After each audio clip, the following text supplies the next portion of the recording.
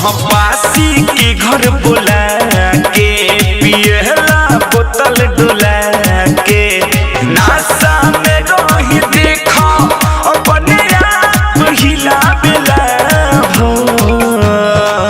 देखो साड़ी वाली भौजी खड़ारी पो तारी पियला हो। देखो साड़ी वाली भौजी खड़ारी पो तारी पियला हो।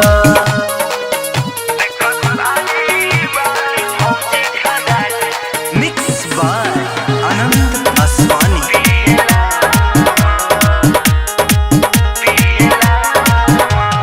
नून मार चाकी बचिखना बनमले गौआ समाज में नक कटवले।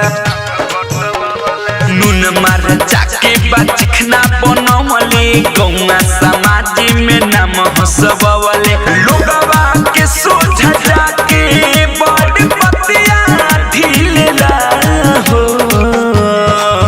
देखो साड़ी वाली भौजी घाडारी पो तारी पियला हो। देखो साड़ी वाली भौजी खड़ारी पो तारी पियला हो।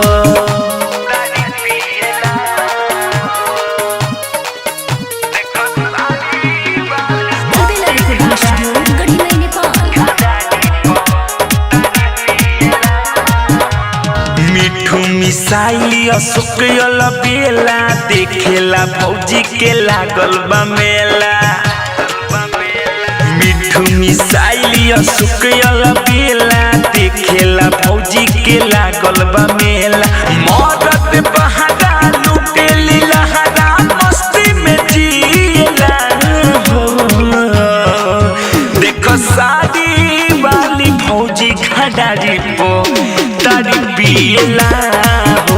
देखो साड़ी वाली भौजी खड़ारी पो तारी पियला हो। पासी के घर बुला के पियला बोतल डुला के नासा में रही देखो अपने आप हिला बेला हो।